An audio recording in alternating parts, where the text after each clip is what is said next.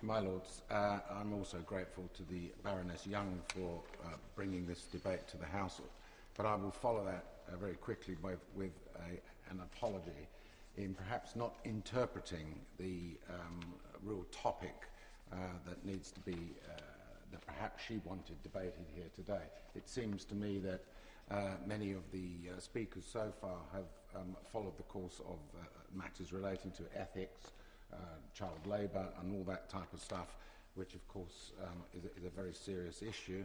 I, however, maybe have picked on the fashion side of your question to try and address something more positive to see how we can move forward in this country in trying to promote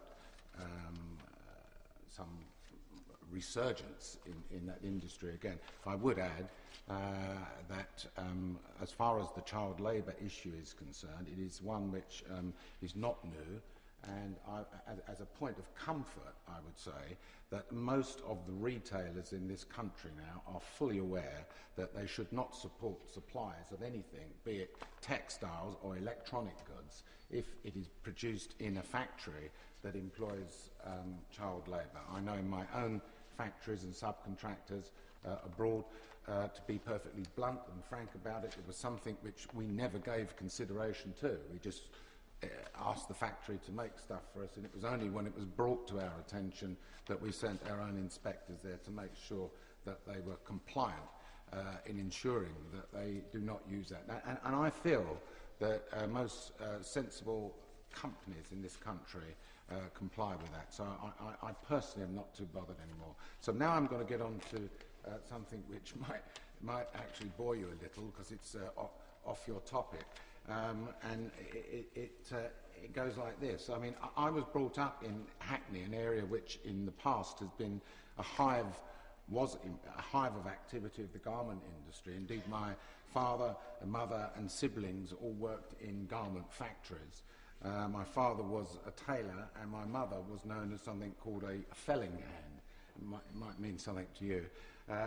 And while my elder brother and sisters were actually machinists. You see, these type of jobs supported many families in the East End of London back in the 50s and 60s. But sadly, we have seen the complete migration of the textile industry to areas such as the Far East and other continents.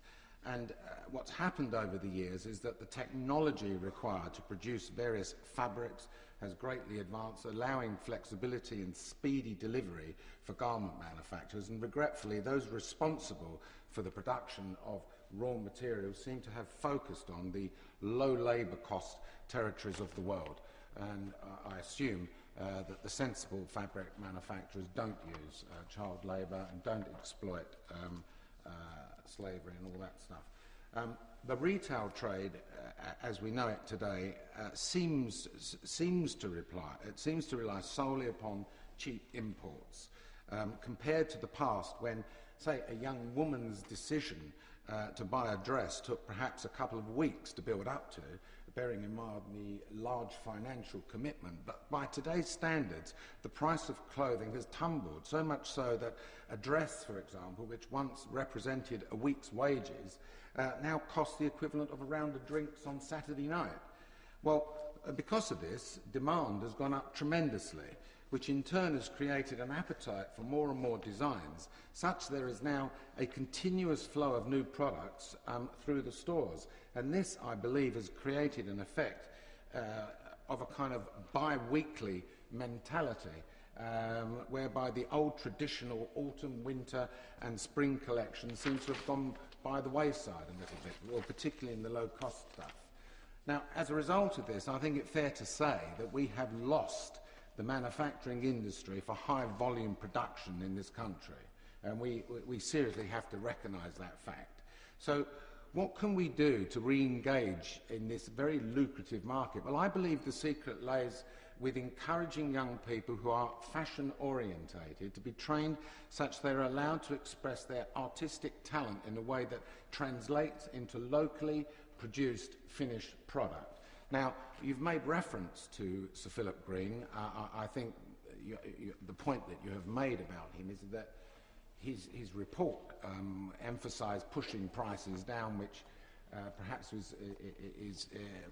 would imply that we would be going to low-cost manufacturing areas. But on the other side of the coin, similar to Baroness Young's involvement with her colleges, Sir Philip Green has founded his Fashion Retail Academy in 2006, and currently houses 550 students. And while he's done a tremendous job in achieving some results, such as passing 65% of his students through to full-time work placement, most of these places are retail, on the retail side or in the buying department, and a very small proportion have gone into actual manufacturing.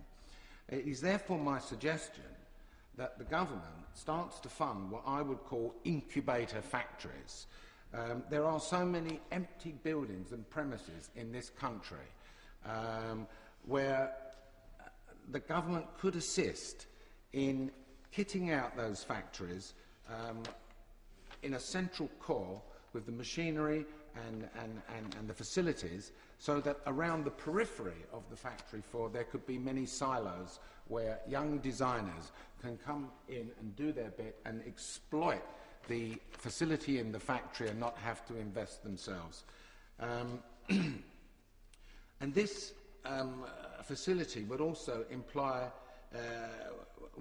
provide employment for those who can gain skills. I mean, we're not all going to be fashion designers, but there's a need for pattern cutters, for example. There's a need for machinists.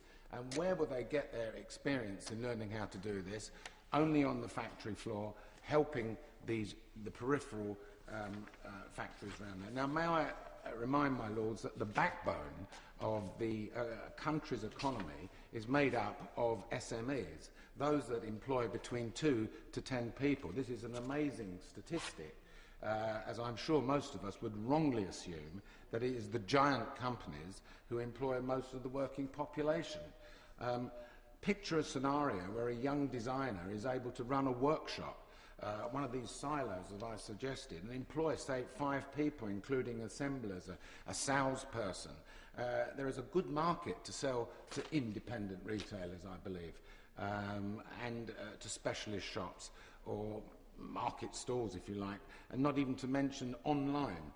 One does not have to produce in thousands to start their business, and from those small acorns, mighty oak trees may grow. One such an example is a young man I came across a few years ago. He was an alteration hand working in the menswear department of a department store. Encouraged by me, he took the leap to start his own business and make men's suits. And I made sure that I was wearing one of his suits today. And with my help and several referrals, he is now in a fair way of business and employs 5 people.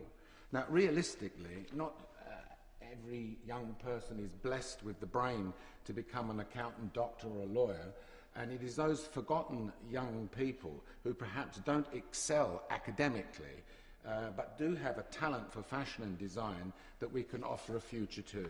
This country is known for producing some great fashion designers, and what the government needs to do is to engage with people like Sir Philip Green and Baroness Young and try to fund these incubator factories that I have suggested.